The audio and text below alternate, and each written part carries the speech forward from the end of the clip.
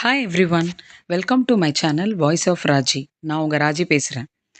So நிறைய பேர் இப்போ ரொம்ப பிஸியாக இருப்பீங்க. ஏன்னா அவங்க குழந்தைங்களுக்கு எக்ஸாம் நடந்துகிட்ருக்கும். குழந்தைங்க படிக்கிறாங்களோ இல்லையோ, அதை விட அவங்களோட பேரண்ட்ஸ் தான் ரொம்ப ஸ்ட்ரெஸ்ஃபுல்லாக இருப்பாங்க. ஸோ நான் எக்ஸாம் டிப்ஸ் பற்றி தான் இப்போ சொல்ல போகிறேன். ஸோ ஃபஸ்ட்டு விஷயம், எல்லாருமே கேள்விப்பட்டிருப்பீங்க, காலையில் சீக்கிரம் எழுந்து படிங்கன்னு சொல்லிட்டு. நிறைய பேர் நைட் ஸ்டடீஸ் பண்ணுவோம். ஸோ நைட் ஸ்டடீஸ் பண்ணுறதுனால என்ன ஆகுது அப்படின்னா, சில பேருக்கு ஒரு 10 to 12 படிப்பாங்க. ஸோ ஆனால் 10 to 12 நம்ம தூங்குறோம் அப்படின்னா அது 4 ஹவர்ஸ் தூக்கத்துக்கு ஈக்குவலண்ட். ஸோ நைட்டு கண்ணு முழிச்சு படிக்கிறவங்களுக்கு அந்த தூக்கம் பத்தாமல் டயர்டாகவே இருக்கும். ஸோ நெக்ஸ்ட் பார்த்தீங்கன்னா, ப்ரீவியஸ் இயர்ஸ் கொஸ்டின் பேப்பர்ஸை ரிவைஸ் பண்ணுறது. இதுவும் கண்டிப்பாக ரொம்ப ரொம்ப ஹெல்ப்ஃபுல்லாக இருக்கும். ஏன்னா சில கொஸ்டின்ஸ் பார்த்தீங்கன்னா ரிப்பீட்டடாக இருக்கும். ஸோ நெக்ஸ்ட் பார்த்தீங்கன்னா, எழுதி பார்க்குறது. இதை திரும்ப திரும்ப டீச்சர்ஸும் பேரண்ட்ஸும் சொல்லிக்கிட்டே இருப்பாங்க. இருந்தாலும் நிறைய பேர் பண்ணுறதில்ல. ஏன் பண்ணணுன்றத நான் சொல்கிறேன்.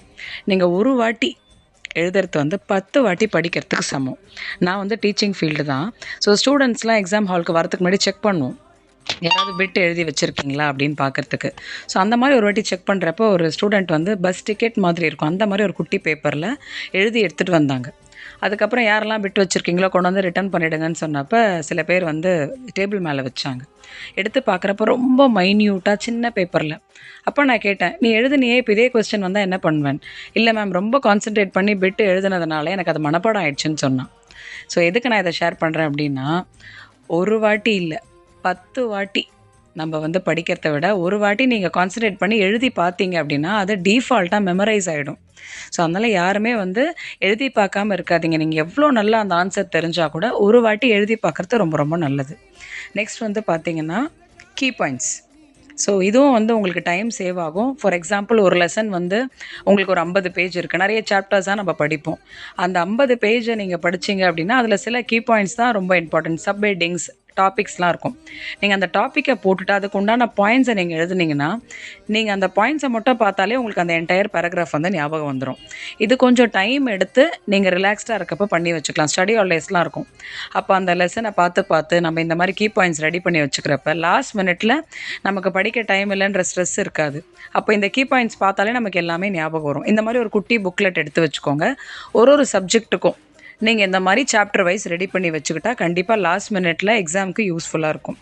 அதே மாதிரி யார்கிட்டையும் ரொம்ப டிஸ்கஸ் பண்ணாதீங்க. எக்ஸாம் ஹால்குள்ளே போகிறதுக்கு முன்னாடி நீங்கள் டிஸ்கஸ் பண்ணிங்கன்னா கண்டிப்பாக டென்ஷன் தான் ஆகும். ஏன்னா நம்மளே நல்லா படிச்சிருப்போம், அவங்க திடீர்னு ஏதாவது ஒன்று சொல்கிறப்ப நமக்கு அதை தெரியுமா இல்லையான்ற பயம் வந்துடும். ஸோ நீங்கள் படித்த வரைக்கும் நீங்கள் படிச்சுட்டு லாஸ்ட் மினிட்ல படிக்க முடியாத ஒரு கிளான்ஸ் பார்த்துட்டு கீ பாயிண்ட்ஸ் நோட் பண்ணிக்கோங்க. அதே மாதிரி எக்ஸாம் முடிஞ்சதுக்கு அப்புறமும் டிஸ்கஸ் பண்ணாதீங்க. ஏன் தெரியுமா? அடுத்தடுத்து எக்ஸாம்ஸ் இருக்கும். நம்ம ஏதாவது ஒரு ஆன்சர் மிஸ் பண்ணிட்டோம், இல்லை தப்பாக எழுதிட்டோம்னா அது நமக்கு எஃபெக்ட் ஆகும். அடுத்த நாளும் நம்ம யோசிச்சுக்கிட்டே இருப்போம். அப்போ அடுத்து பண்ண போகிற எக்ஸாம் நம்மளால் ஒழுங்காக பர்ஃபார்ம் பண்ண முடியாது. ஸோ இந்த மாதிரி நீங்கள் ஃபாலோ பண்ணுங்கள். நீட்டாக எழுதுங்க, சப்ஹெட்டிங் போடுங்க, அண்டர்லைன் பண்ணுங்கள், எல்லா ஆன்சர்ஸ்க்கும் யூனிட்ஸ் எழுதுங்க. ஸோ இந்த மாதிரி நீங்கள் பண்ணுறப்போ உங்களோட எக்ஸாமை உங்களால் பெஸ்ட்டாக பர்ஃபார்ம் பண்ண முடியும். ஸோ இன்னும் அடுத்தடுத்து வர வீடியோவில் நிறைய டிப்ஸ் நான் ஷேர் பண்ணுறேன். தேங்க்யூ.